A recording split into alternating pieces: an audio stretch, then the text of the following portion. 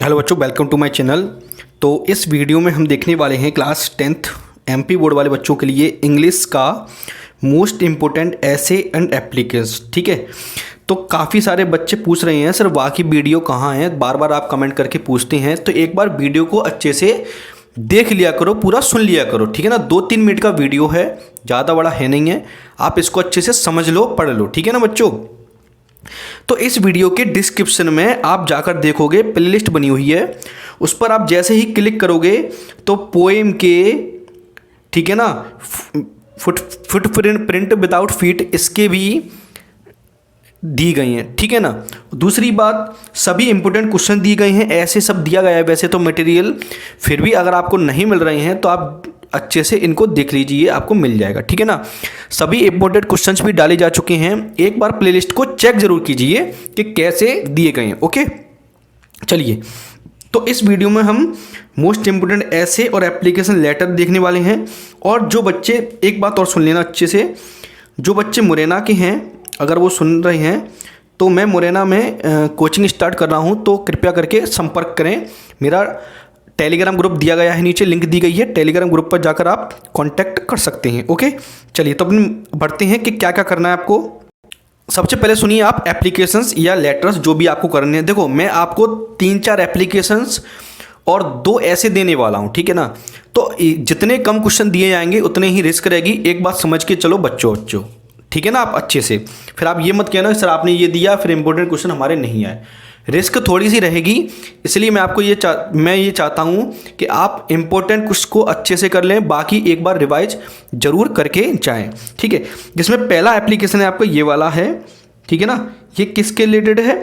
Regarding complaint against the postman of our area. मतलब जो किसके अगेंस्ट है?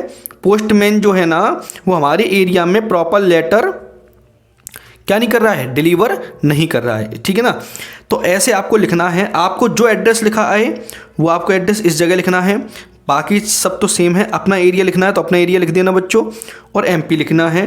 सब्जेक्ट यही रहेगा और ये आपका आंसर है। ठीक है ना, आपको आंसर करना है तो ये कर लेना, या फिर आपके जो सर ने लिखाया है वो कर लेना आप। ठीक है ना, तो ये इसका आंसर है। इसके बाद सेकेंड एप्लीकेशन आती है आपकी SLC, स्कूल लिविंग सर्टिफिकेट। ये आप कर सकते हैं। इसका आपको आंसर चाहिए तो आंसर भी लिखा हुआ है, आप आंसर इसको याद कर सकते हैं। शॉर्ट फॉर्म में और सिंपल फॉर्म में लिखा हुआ है, पूरे के पूरे मार्क्स मिलेंगे आपको। ओके, ये आप याद कर सकते हो या लिख सकते हो। इसके बाद नेक्स्ट आता है अपना मेन इंपॉर्टेंट। यहाँ पर जो एड्रेस दिया जाएगा आपको, क्वेश्चन में जो एड्रेस दिया जाएगा ना, या जो डेट दी जाएगी वही आपको लिखनी है। अगर वो आपको नहीं दी जाती है तो आप कोई भी डेट लिख सकते हो, आज की या जिस दिन एग्ज़ाम दे रहे उस दिन की भी लिख सकते हो, कोई दिक्कत नहीं है। ओके बच्चों, चलिए अब हम बात करते हैं कौन सा है। ये है regarding to put a ban an on loud speaker. मतलब लाउड स्पीकर पर बैन लगाने के लिए ये एक एप्लीकेशन है। ठीक है ना, तो किसके लिए? टू द कलेक्टर और ग्वालियर, या फिर आपको जो भी जिसके बारे में दिया जाए उसके बारे में आप लिख सकते हैं, कोई दिक्कत नहीं है। अपने एरिया के बारे में भी लिख सकते हैं। ओके, अगर आपको लिख के आता है कि ग्वालियर का बंद करवाना है तो ग्वालियर का लिखना है। अगर कुछ लिख के नहीं आता है तो आप अपने शहर या सिटी का नाम भी लिख सकते हो। ठीक है ना। ओके बच्चों, अब बात करते हैं इसका आंसर। तो ये आंसर आपको दिया गया है, आप इसका चाहो तो स्क्रीनशॉट ले लीजिए, इसको याद आप आराम से कर लेना। ओके, ये नीचे आंसर हो गया। अगर आपको और भी कुछ करना है तो ये दिए गए बाकी आपके लेटर एप्लीकेशन टोटल दिए गए हैं आपके। ठीक है ना, इनका चाहो तो आप स्क्रीनशॉट ले लीजिए, इनको करना है। और इसमें से भी आपको कम से कम कौन से करने हैं? वो 3 करने हैं आपको जो मैंने दिए हैं। लेटर में सबसे ज़्यादा इंपॉर्टेंट जो है, जो मैंने आपको दिया अभी 5 नंबर वाला, ये आपको करना ही करना है। और सबसे ज़्यादा इंपॉर्टेंट एक ये भी है, क्वेश्चन नंबर 4 बुक बैंक वाला, जो आपको बुक्स इशू करानी होती है ना, ये वाला। Write an application to your principal to issue your books from the book bank. ये भी सबसे ज़्यादा इंपॉर्टेंट है फॉर दिस ईयर। ओके बच्चों, तो इसको आपको कर लेना है, ये सबसे ज़्यादा इंपॉर्टेंट है। अब बात करते हैं हम ऐसे पर। तो ऐसे कौन सा करना है आपको? कम से कम वंडर ऑफ साइंस का याद करना है बच्चों। वंडर ऑफ साइंस का आपको कम से कम याद करना ही होगा। अगर आपके पास लिखा हुआ है तो आप वो याद कर लीजिए, अगर आपके पास नहीं लिखा है तो आप इसका स्क्रीनशॉट भी ले सकती है। देखो, जैसे पहली हेडिंग है, ठीक है ना, ये दूसरी हेडिंग है इसकी इलेक्ट्रिसिटी की, मीन्स ऑफ ट्रांसपोर्ट। अब आपको इसकी यूज लिखनी है, मीन्स ऑफ कम्युनिकेशंस, ये है आपका मेडिकल साइंस एंड कंप्यूटर। आपको क्या करना है, इंट्रोडक्शन लिखना है उसके बारे में कुछ, फिर उसके आपको यूजेस के बारे में लिखना है, और कुछ जो हानियाँ हैं मतलब प्रिकॉशंस हैं या फिर कोई नुकसान है, डिसएडवांटेज हैं, वो लिखना है आपको, एडवांटेज और डिसएडवांटेज। ठीक है, ये लिख दिया और लास्ट में आपको कंक्लूजन लिख देना है। मतलब 3 स्टेप में करना है, मैं आपको बता देता हूँ।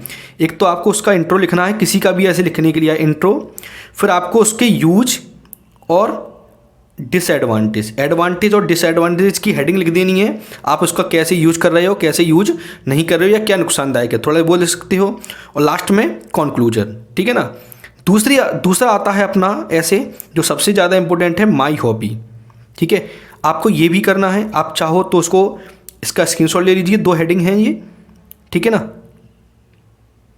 और इसका स्क्रीनशॉट ले लीजिए आप इसको याद कर सकते हो स्क्रीनशॉट लेकर, और ये आपका कंक्लूजन। ठीक है ना, ये आप कर लेना। तीसरे नंबर पर आता है आपका मेन एन इंडियन फेस्टिवल। कोई भी फेस्टिवल के बारे में आपसे पूछा जा सकता है। नॉर्मली दिवाली के बारे में पूछा जाएगा, जो भी फेस्टिवल आएगा पूछा जाएगा आपको उसके बारे में लिखना होगा। ठीक है ना। मोस्ट इंपोर्टेंट कौन सा होता है बच्चों, दिवाली वाला है, तो आप दिवाली वाला भी याद कर सकते हैं। ओके बच्चों, तो ये आप स्क्रीनशॉट ले लीजिए, इनको याद कर लेना है। ओके, तो आपको इतना कर लिया तो आपके अच्छे मार्क्स आ जाएंगे। ओके बच्चों, तो नेक्स्ट वीडियो में आपको और भी जानकारी देने वाले हैं। तो वीडियो पसंद आई है तो लाइक, कमेंट और शेयर जरूर कीजिएगा।